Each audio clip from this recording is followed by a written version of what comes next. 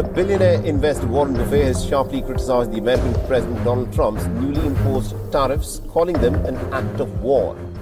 Warren Buffett's stance on Donald Trump's steel tariffs is built on a foundation of economic understanding, historical awareness, and an appreciation of the human cost behind policy decisions. The thing about trade, I've always said that the president, whether it's any president, needs to be an educator in chief, which Roosevelt was in the Depression. That's why he had those fireside chats, and it was very important that he communicated to the people what needed to be done and how, and what was happening around them. And rather than rushing to a binary judgment, good or bad, Buffett considers the implications in a layered, debated, and nuanced way.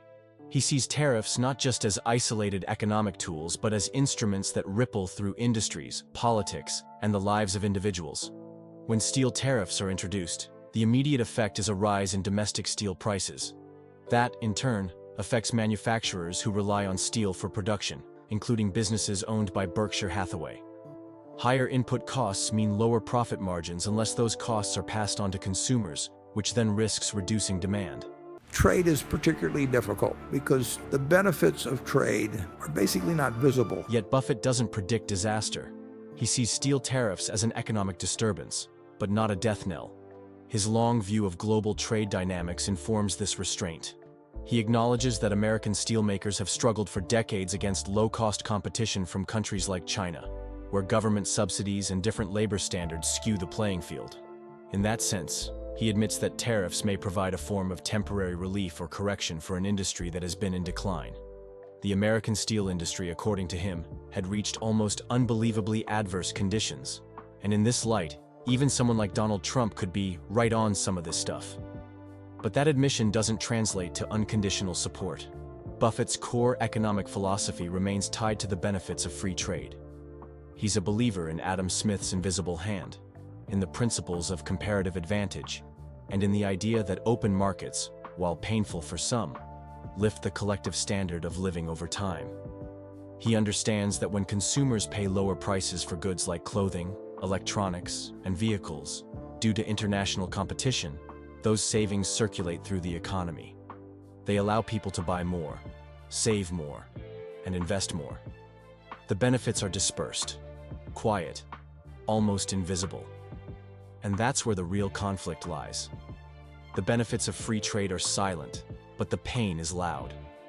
When a textile mill closes in New Bedford, or a shoe factory shuts down in Dexter, the local community doesn't need an economist to explain what's happened. They feel it.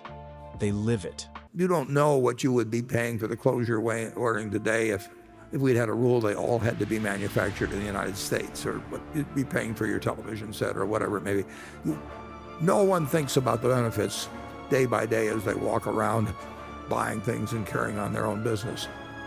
The negatives, and there are negatives, are very apparent and very painful. And if you're laid off, like happened in our shoe business in Maine, and you know you are been a very, very, very good worker, and you were proud of what you did, and maybe your parents did it before you, and all of a sudden you find out that American shoes manufactured in America, are not competitive with shoes made outside the United States. You know, you can talk all you know about Adam Smith or David Ricardo or something and explain the benefits of free trade and comparative advantage and all that sort of thing, and that doesn't make any difference. And if you're 55 or 60 years old, to talk about retraining or something like that, you know, so what? It is tough in politics where you have a hidden benefit and a very visible cost to a certain percentage of your constituency, and you need to do two things under those circumstances if you have that situation. Buffett emphasizes that these are real human costs, not abstract data points. He's not the kind of capitalist to dismiss the laid-off worker with a wave of theory. He knows that when a 55-year-old shoemaker loses their job, talk of retraining is often more insult than solution. Telling someone at the twilight of their working years that they should learn to code or find a new career is tone-deaf at best, cruel at worst. Buffett argues that society owes these workers something more than sympathy. It owes them practical support. He believes in taking care of the roadkill of capitalism, the people who are crushed by transitions that benefit the greater good. This isn't just moral reasoning, it's strategic. Because if society fails to help those who lose out to globalization and free trade, the backlash can threaten the whole system. Tariffs, to Buffett, are a symptom of a deeper problem. They signal that people feel left behind, and that policymakers are reaching for tools that promise quick relief. But the relief is often temporary, and the side effects long-lasting. Tariffs can trigger retaliation, raise prices for consumers, disrupt supply chains, and invite uncertainty. They can encourage domestic industries to become complacent, relying on protection rather than innovation to survive. That's a dangerous cycle. It weakens the competitive edge that capitalism is supposed to sharpen. Yet, he doesn't dismiss the argument that something must be done. In the case of steel, he admits conditions had grown dire. American steelmakers weren't just facing tough competition, they were drowning in it. Whether from dumping, subsidies, or regulatory imbalances, the industry had been fighting a losing battle. Buffett is not ideological about this. He recognizes that trade policy must balance competing goals: economic efficiency, social stability, national security, and political reality. There's no one-size-fits-all answer. What works in theory doesn't always work in practice, and what makes sense economically can be toxic politically. That's why he stresses the role of leadership.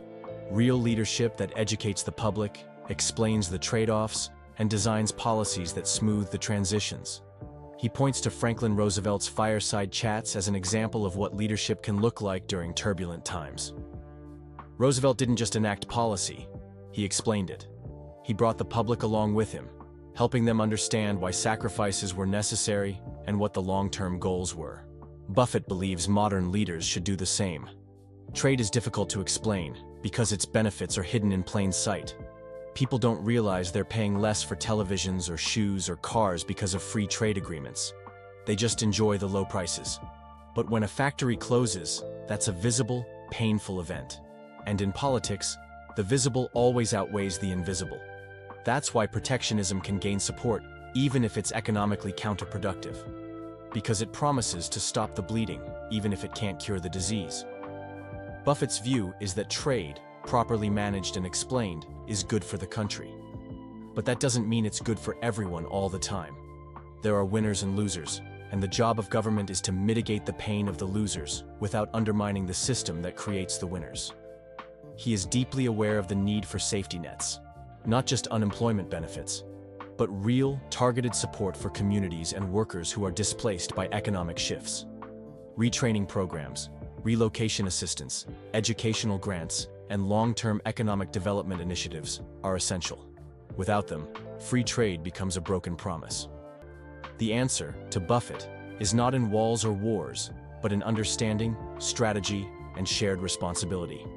It's about recognizing that while some policies may help in the short term, they must fit into a broader framework that balances protection with openness, security with innovation, and nationalism with global responsibility. That balance is difficult, but necessary. And Buffett, with his trademark mix of realism and hope, believes America can find it if it chooses wisely.